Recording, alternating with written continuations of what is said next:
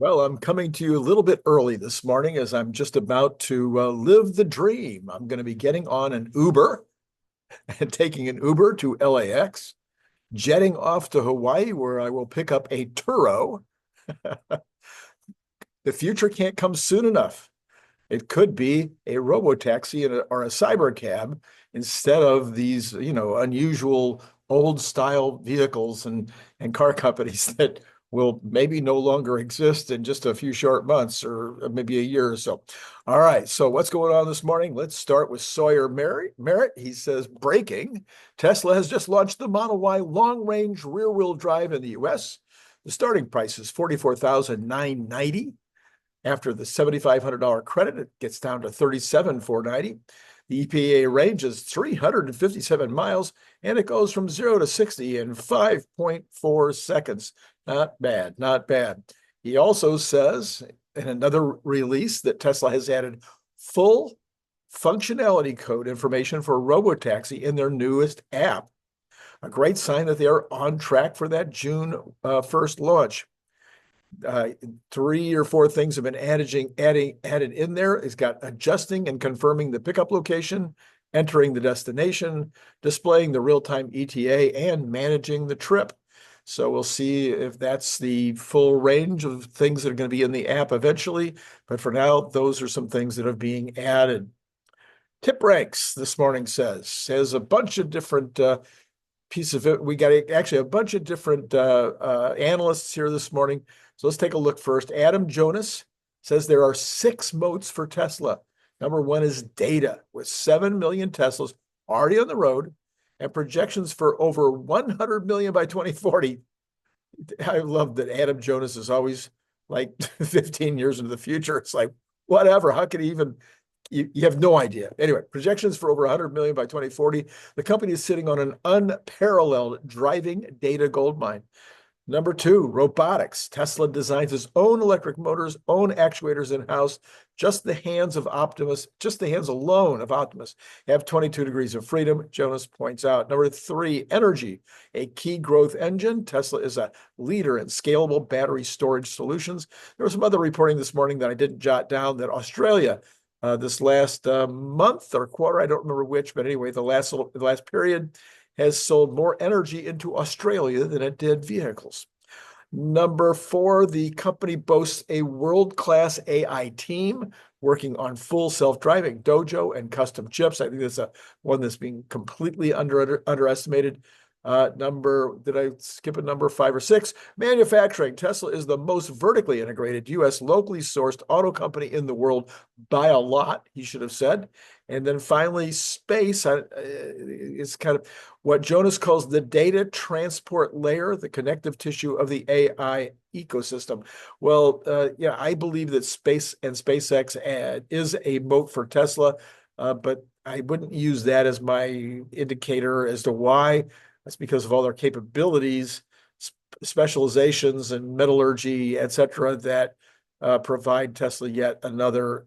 I would have gone on and said XAI with some data center up in Memphis or something. I don't know. And Twitter with Elon Musk having whatever it is now, 200 million plus people following him. Anyway, okay. And then what pillar does Elon Musk see as the most valuable and vital to the company's moat? Undoubtedly, according to Jonas, manufacturing trumps them all. You have to build the probes to gather data, which then helps you refine the probes so that you can collect even better data, continuing the cycle of improvement. So yes, the manufacturing, I think, is Elon's number 1 thing, again, because they don't buy for others. They make all of these things in all of these different companies. Data defines the software defines the hardware defines the manufacturing. Jonas summed up, Elon Musk has used the car industry as a laboratory to develop competence in other areas. The car is to Tesla what the book was to Amazon. Techie, who I don't think I've ever seen before, much less quoted before, Techie.com says, many analysts and investors believe Tesla has a bright future despite all of its problems. While Morningstar's Seth Goldstein maintained a 210 fair value estimate for Tesla, calling it overvalued at present prices, Cathie Wood's ARK Invest reiterated their 2,600 by 29. In spite of this, Morningstar's prediction indicates cautious optimism on Tesla's long-term prospects, stating that it is the assumptions that if the assumptions are correct, the stock will match its estimate within 3 years. TipRanks has given Tesla a hold rating based on the opinions of 34 experts. 11 of those suggest buying, 9 suggest selling, and 14 suggest holding. Pretty balanced. Analysts such as Dan Ives of Wedbush, who keeps an outperform rating for $100 target, thinks that Musk's connections within the Trump administration might provide Tesla with a competitive edge. Joseph Spack at UBS, on the other hand, is still more cautious and has a sell rating with a 226 price target. Spack emphasized the momentum-driven character of Tesla's stock. And with a more taciturn attitude, Philip Houchoy of Jefferies, who we talked about yesterday morning, set a $300 goal. According to this expert, Tesla confronts compensation. Tesla confronts they're going to have competition in non-automotive industries like robots and driverless cars. Well, okay, if you say so. We'll see. We'll see in about 3 weeks how the competition is going to stack up against RoboTaxi. Gary Black says this morning, by the way, if you want to follow Gary Black, it's Gary Black 0000, not letters 00, but numbers 00. Tesla China posted only 7,300 insurance registrations for the week of April 28th to May 4th. Given the China holidays from May 1st to 5th, Tesla Giga Shanghai was only open 3 working days. After 5 weeks, the second quarter is roughly down 9.1% and down 14.5% year over year. Remembering once again that if you're looking for the entire year so far, you're looking at a year that was hobbled by the Model Y changeover. Separately, the CPCA reported Tesla Shanghai wholesale sales, domestic sales plus exports, were 58,459 in April. That's the lowest first month of the quarter in the past 10 quarters. So that would be something that's a little more concerning. Of all the numbers I've just told you, that's a little more concerning that we're only at 58,000 for April, but we'll see what happens in May as things ramp up. Okay, this is Randy Kirk. Hit like, subscribe, notify, join Patreon, all that stuff. Let's get on with it here. The Federal Reserve's $20.4 billion purchase of 3-year Treasury notes on May 5th, 2025 via the System Open Market account marks its largest daily bond acquisition since 2021, signaling a potential shift toward liquidity injection despite prior quantitative tightening, as noted in historical Fed balance sheet data. So this is a little upfront hint about later on today. They have started buying treasuries. This is a very big shift. This move, combined with $3.5 billion discount window injection the previous week, suggests the Fed is addressing liquidity constraints in the treasury market, possibly to stabilize yields, which dropped to 4.312 for the 10-year note, a 0.031% decline, as shown in the following post. Anyway, I'm not going to talk. So analysts on X interpret this as stealth quantitative easing, a backdoor method to boost liquidity without formally quantitative easing, potentially fueling speculative assets like Bitcoin, which is nearing 97,000, consistent with historical correlations between Fed liquidity surges and Bitcoin price spikes. So there you go. There's a whole bunch. By the way, that was from Grok, helped out on that. But yeah, a little quantitative easing taking place, a little backdoor quantitative easing. This is important. Pay attention to that. 𝐿𝐐𝐽𝐝𝐵𝐶 letter. This is important too. Interest payments on the U.S. debt declined by $13.5 billion in Q1 2025 to an annualized $1.11 trillion. Yikes. The lowest since Q2 2024. This marks the first quarterly decline in interest payments since 2020. This marks the first quarterly decline in interest payments since 2020. You telling me that Trump is not having an impact? Are you telling me that Doge is not having an impact? All these things, all these complete changes, complete turnarounds. This is an impact. However, oh, by the way, did I mention that Tesla is going to be, that China and the U.S. are going to be meeting later this week, that that Scott Bessent, Treasury Secretary Scott Bessent, is going to lead those talks over in Switzerland. And interestingly, the overnight markets didn't respond as much as people might have thought to the fact that those tariff discussions are going to start. So I think that might be because the Fed meeting happens later today, and people are just trying to figure out how to, as Nick Gibbs says last night, maybe people are positioning themselves for the Fed. I would have thought there would have been a bigger response to the China meetings, at least beginning. Anyway, interest expense on the national debt is still twice as high as it was 5 years ago, and it's completely unsustainable. That's Randy speaking right there. So that is really crazy that we're at 1.1 trillion. But the good news is at least it's trending down. Currently, the government spends over $3 billion per day on interest. As a percent of GDP, interest payments reached 3.7%. And they currently stand just below 1980 to 1990 levels as a percent of GDP. All right, so now let's take a look at, it's exactly 6:30 in California, which means it's 9:30 on the East Coast, which means the market's just opened.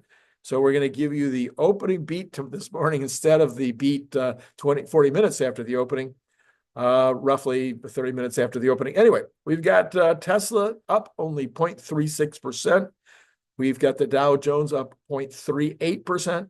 The NASDAQ up 0.04%. So NASDAQ barely budging this morning. S&P up 0.15%. So everybody's up just a tiny bit, with Tesla kind of leading the way, which is a little shocking given that there was nothing really positive about the numbers this morning. So when does FOMO start? Well, Nick Gibbs says last night the FOMO will start about 2 weeks out when we get more confirmations. People will be looking for more confirmations that the June 1 is a real date. I'm saying that those confirmations should be things like, here's what it's going to look like.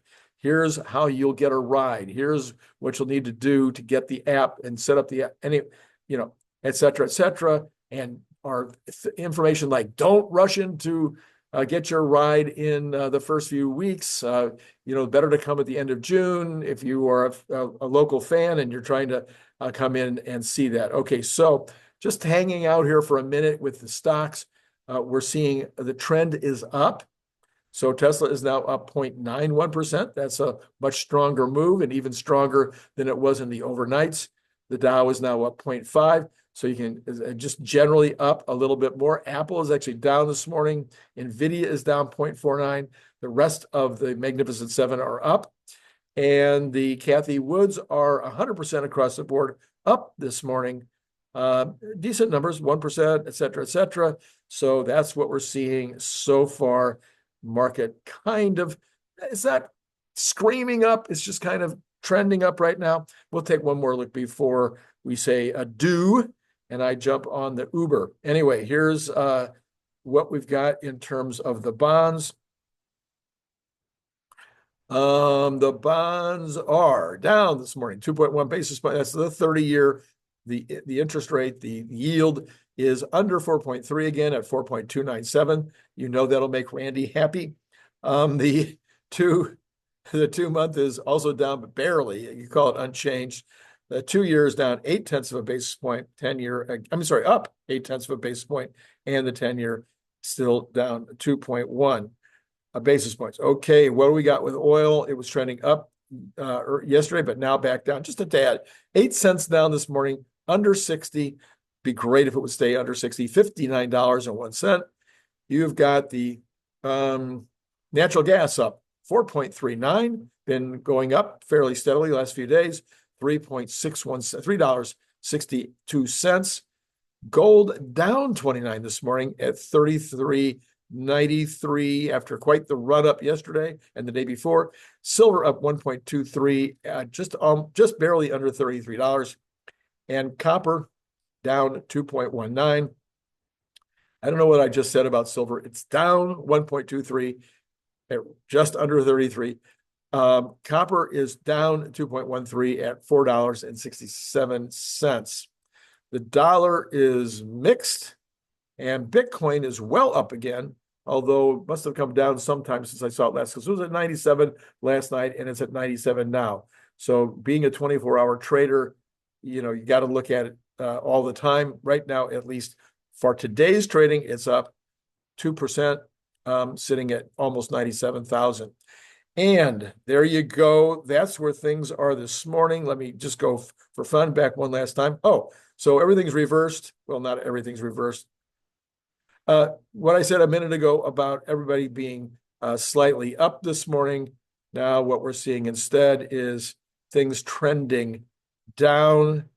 So I would just say what that would tell me for the first 4 minutes of the market this morning is lack of direction. Tesla is now up 0.09% instead of being up almost 1%. Okay, so that's how things are this morning. I am going to be talking to you next. Maybe I think I'm going to do a show tonight at 7:45 from Maui. What I really want to tell you about, one last thing I need to really mention to you is that at 5 o'clock roughly tonight, there will be a program you do not want to miss. Last night or yesterday afternoon, Sir Basher and I did a 3-part series on Cern's life. Part 1 will be on at 5 o'clock roughly, California time, where you will hear about the beginnings of Cern's life through going to college and what he did as a cross-country star. And of course, unlike my other autobiographies or biographies that I've done for Tesla Boomer Mama and for Larry Goldberg, Cern shows up with pictures and graphs and charts to help tell his story. So don't miss that. It's going to be fantastic. Take a look at that later. And then last night, of course, you're going to want to go back, as always, and watch our amazing show that I had with Nick Gibbs. I will put that card right up there. All right, I'm off. See you in the big island of Hawaii. Bye for now. It's been great talking to you.